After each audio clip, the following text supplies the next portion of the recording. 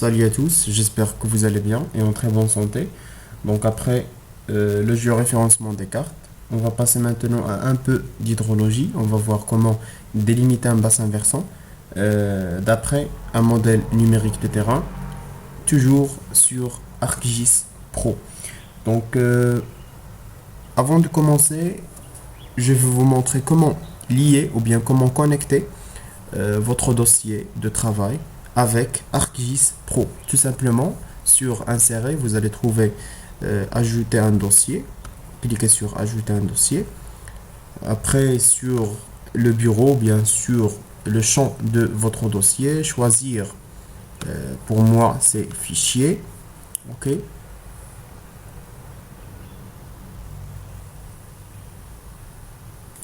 Ensuite, pour ouvrir ce dossier, sur Vue, cliquez sur Vue catalogue.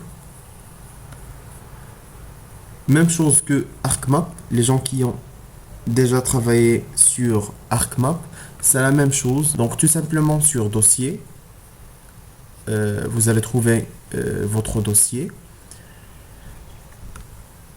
Double-clic. J'ai ici mes fichiers. Pour nous, ou bien pour ce TP, je veux choisir le fichier suivant. Donc double-clic. Voilà, donc on a ici les bandes de l'image. Si c'est une image simple, ou bien c'est une carte, comme le cas de géoréférencement, une carte topographique, vous allez avoir ici trois bandes, les bandes RGB, rouge, vert, bleu. Pour le cas d'un MNT, vous allez trouver seulement une seule bande. Donc on a la bande suivante. Donc cliquez sur la bande, vous allez remarquer que à droite, on a les métadonnées, ça veut dire la description, l'étendue, limite d'utilisation. Donc pour l'étendue en ouest, en nord, en est, le sud, plage d'échelle, etc. Ensuite, on a géographie. Au niveau de géographie, on va voir l'aperçu de notre image sur les cartes du monde, sur la carte du monde plutôt. Topographique bien sûr, voilà. Et après, on a ici tableau. Donc, si l'image contient une table attributaire, il sera affiché sur cette fenêtre. Alors, comment ouvrir notre image? Donc, tout simplement, clic droit, ajouter à nouvelle et cliquez sur carte.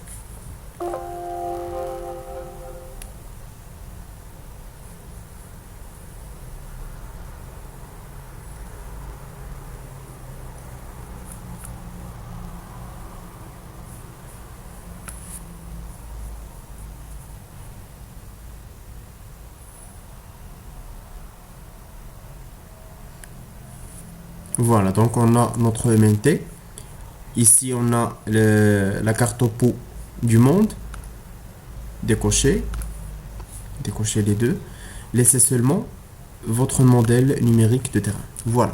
Maintenant, on peut commencer la délimitation d'un bassin versant.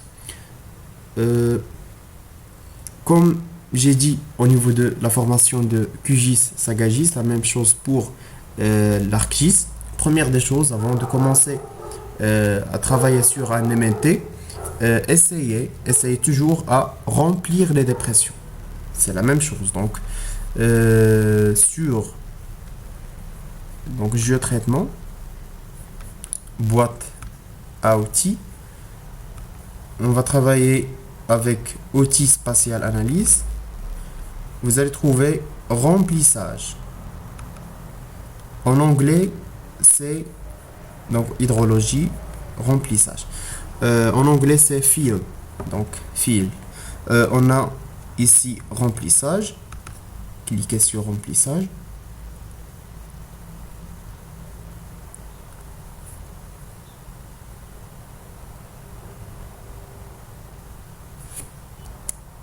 Ensuite, choisir votre MNT et cliquez sur exécuter.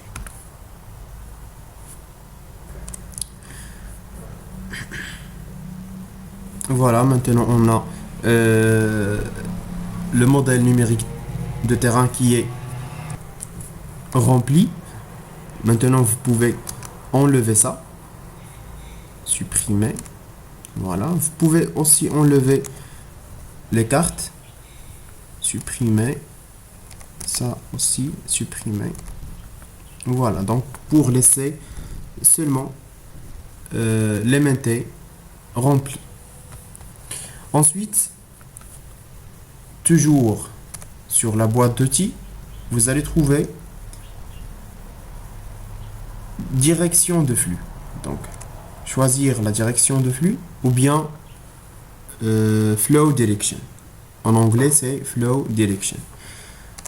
Ici, choisir les maintés et cliquer sur exécuter.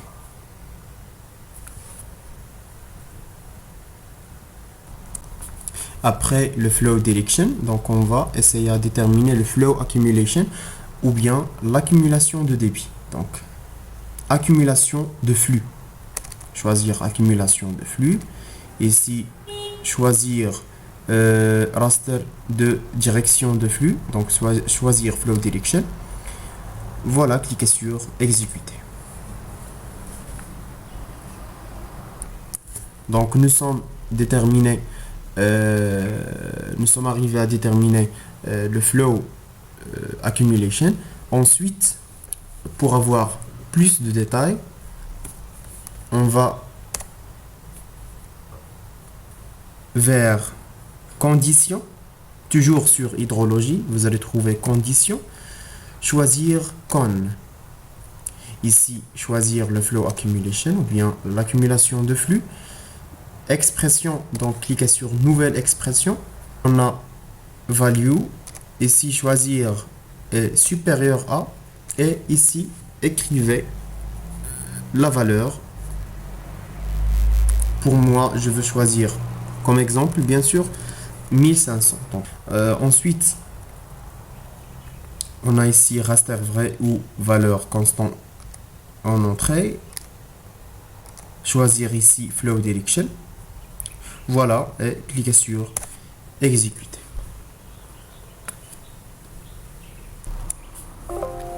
Très bien, maintenant on a accumulation de flux qui est bien détaillée. Maintenant on peut délimiter les bassins versants. Donc on remarque dès le début, donc on a ici un bassin versant, ici un bassin versant, ici c'est un autre bassin versant, ici c'est un autre bassin versant, etc. Donc on peut délimiter l'un des bassins versants selon notre cas. Maintenant, on va essayer à convertir l'affluent vers un fichier shapefile, donc vers un vecteur. Tout simplement, toujours sur la boîte d'outils, vous allez trouver écoulement vers entité. Donc ici, choisir le con flow accumulation. Et ici, choisir flow direction et cliquer sur exécuter. Comme ça, on va avoir la conversion de flow accumulation d'une entité ou bien de l'écoulement vers l'entité.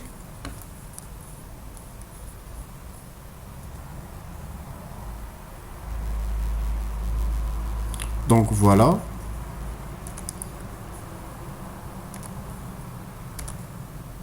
On va essayer à laisser seulement les flux. Voilà. Vous allez trouver écoulement vers entité. Donc ici, choisir le con flow accumulation. Et ici, choisir flow direction et cliquer sur exécuter.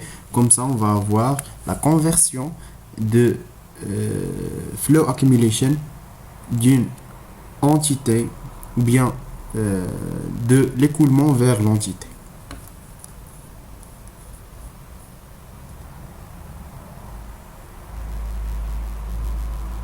Donc voilà.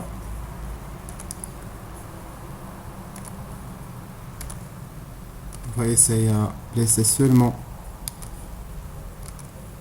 les flux. Voilà. Maintenant, on va essayer à définir le point exitoire.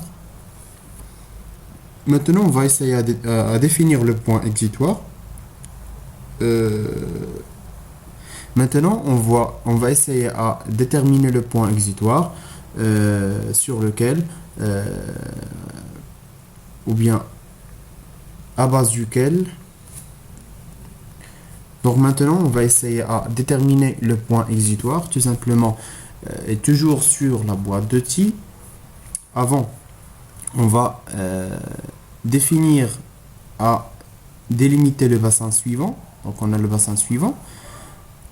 Zoomer sur le bassin pour définir le point exitoire avec l'outil de sélection. Donc on va essayer à définir 7 points.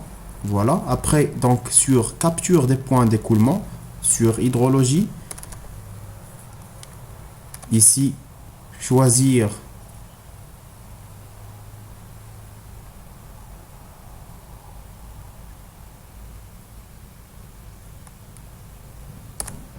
stream, ici raster d'accumulation, donc c'est Con Flow Accumulation, et cliquer sur exécuter.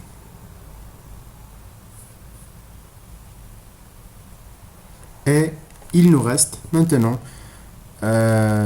délimiter le bassin. Donc revenir à la boîte d'outils, bassin versant, ici Flow Direction, ici choisir le point exitoire, c'est Snap, et cliquer sur exécuter.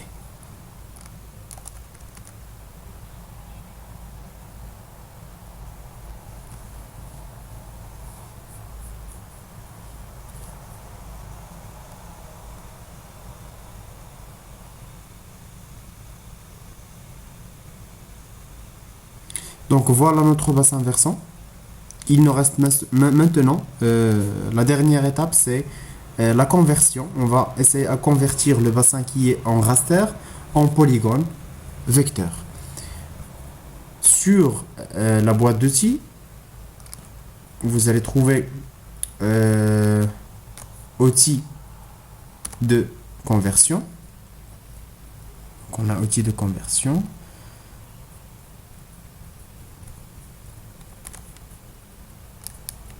Voilà, donc à partir d'un raster vers polygone. Ici, donc choisir le watershed ou bien bassin et cliquer sur exécuter.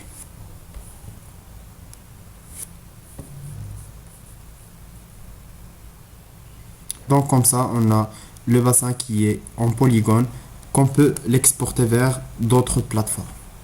Voilà, donc je m'arrête là. La vidéo prochaine sera sur d'autres critères des bassins versants. Donc toujours dans le domaine d'hydrologie, on va essayer à créer des cartes d'altitude, de pente. Après, on va voir un peu de télédétection, comment faire l'analyse des images satellitaires. Voilà, donc merci pour votre attention et à la prochaine. Donc maintenant, on va essayer à déterminer le point exitoire, tout simplement, et toujours sur la boîte de T. Avant, on va définir à délimiter le bassin suivant. Donc on a le bassin suivant. Zoomer sur le bassin pour définir le point exitoire avec l'outil de sélection. Donc on va essayer à définir 7 points. Voilà. Après, donc sur capture des points d'écoulement, sur hydrologie, ici choisir stream, ici raster d'accumulation, donc c'est Con Flow Accumulation, et cliquer sur exécuter.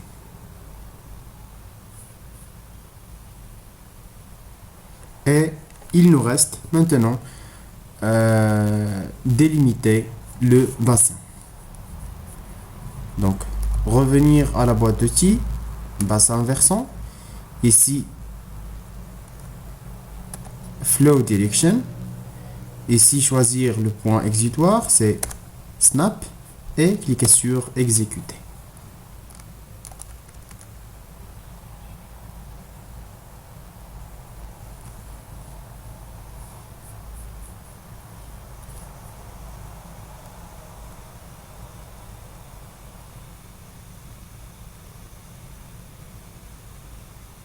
Donc voilà notre bassin versant.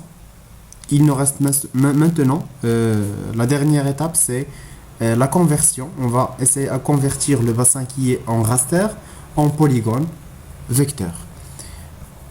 Sur la boîte d'outils, vous allez trouver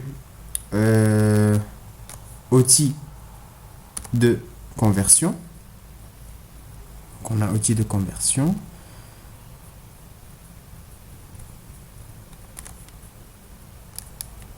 Voilà, donc à partir d'un raster vers polygone. Ici, donc choisir le watershed ou bien bassin et cliquer sur exécuter.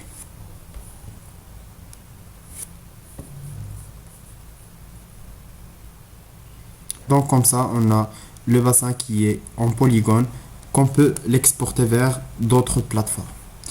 Voilà, donc je m'arrête là. Merci pour votre attention et à la prochaine.